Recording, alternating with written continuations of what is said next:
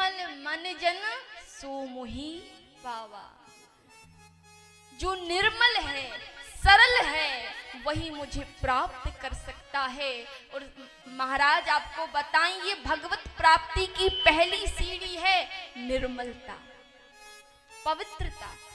अच्छा, आप कहोगे भाई कि भाई आपने कहा कि भगवान को पाना है तो निर्मलता होनी चाहिए, पवित्रता होनी चाहिए, सरलता होनी चाहिए, विनम्रता होनी चाहिए, लेकिन ये सब तो हम में है ही नहीं। ना हम में भाई निर्मलता है, ना हम में पवित्रता है, ना हम में विनम्रता है। तो क्या हम भगवान को नहीं पा सकते? तो कहा कि भाई ये आएंगी कैसे, निर्मलता कैसे आएगी? भाई भगवान को तो निर्मल भक्त प्रिय है और हम में निर्मलता है नहीं, तो हम में निर्मलता आएगी कैसे? क्या हम बहुत ज्यादा दान करें तो हम निर्मल हो जाएंगे? नहीं। बताइए, दान करने से निर्मल होता है कोई व्यक्ति? दान करने से व्यक्ति निर्मल नहीं होता। दान करने से उसकी पाप की प्रवृत्ति समाप्त नहीं होती। दान करने से सिर्फ पुण्य होता है और पुण्य का व्यक्ति को भोग होता है, मतलब सुख मिलता है। दान करने से आप निर्मल नहीं हो सकते। तो कहा महाराज बहुत व्रत करें, उपवास करें, 9 दुर्गों के 9 दिन खूब व्रत करें तो हो जाएंगे निर्मल? नहीं महाराज, कितना ही व्रत कर लो आप दुबले हो जाओगे, लेकिन मन का जो चंचल स्वभाव है वो नहीं जाएगा। तो फिर कैसे जाएगा?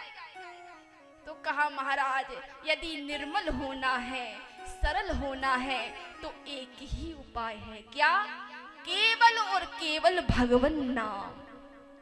भगवान का नाम ही एक ऐसा है जो व्यक्ति को निर्मल कर सकता है, जो व्यक्ति को पवित्र कर सकता है, जो व्यक्ति को विनम्र कर सकता है और भगवत प्राप्ति के योग्य कर सकता है। केवल और केवल भगवन नाम। आप भगवन नाम के आश्रित हो जाइए। आप में भले ही निर्मलता नहीं है, आप नाम जपना तो शुरू करें, नाम आपको निर्मल कर देगा। 9 दिन यहाँ पर कथा चलेगी। हम आपसे आज प्रथम दिन ही प्रार्थना करेंगे कि आप इस यज्ञ से, इस कथा से कुछ लेकर जाओ या कुछ छोड़ कर जाओ। हम ये नहीं कहेंगे कि ये छोड़ दो, वो छोड़ दो, ये मत करो, वो मत करो, क्योंकि आज का व्यक्ति कुछ छोड़ नहीं सकता, त्याग तो कर ही नहीं सकता, वो तो बस सब पकड़ना जानता है।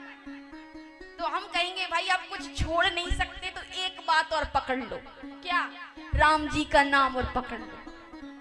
ये राम जी का नाम अपने आप सब कुछ छुड़वा देगा और अपने आप तुम्हें निर्मल पवित्र बना देगा, क्योंकि कलयुग में केवल और केवल भगवान नाम ही ऐसा है जो व्यक्ति का कल्याण कर सकता है। कलयुग केवल नाम आधारा, कलयुग केवल नाम में आधारा,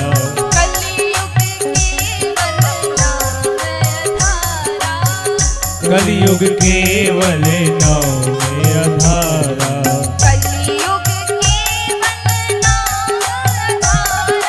कलयुग केवल नाम में आधारा,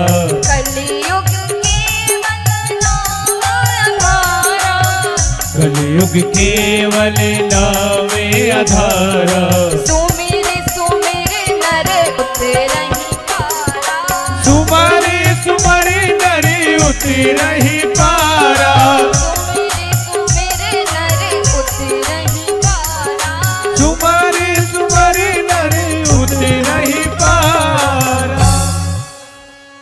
कलयुग केवल नाम आधारा। नाम के आश्रित हो जाइए, नाम ही आपको सब कुछ प्रदान कर देगा। यदि आप भगवान के योग्य बनना चाहते हैं तो मात्र नाम ही है। जब समय मिले तब नाम जप कीजिए। आप घर में रोटी बना रही हैं, अब मैया कहेंगी भाई हमें घर में कहाँ समय, काम ही काम है, तो आप रोटी बनाइए, गायों की सेवा कीजिए, तो नाम जप करते हुए कीजिए। आप चाहे कितने ही व्रत उपवास कर लो, कोई कहेगा महाराज हम निर्जला व्रत कर लें, तो महाराज यदि आप 24 घंटे नाम जप करोगे, नाम जप का जो फल है, आप एक दिन क्या 2 दिन निर्जला व्रत करो तो भी उतना फल नहीं मिलेगा जितना फल निरंतर नाम जप के से मिलेगा। इसलिए नाम जप की बड़ी महिमा है। तो व्यक्ति को निर्मल होना है, यदि वास्तव में भगवान का बनना है तो बस नाम जपने का प्रयत्न करें। यदि आप नाम जपोगे तो आपके सारे व्रत उपवास हो जाएंगे, बस नाम जपिए। तो भगवत प्राप्ति की पहली सीढ़ी क्या है? निर्मलता। बालकांड हमें क्या शिक्षा देता है? निर्मलता, बाल स्वभाव।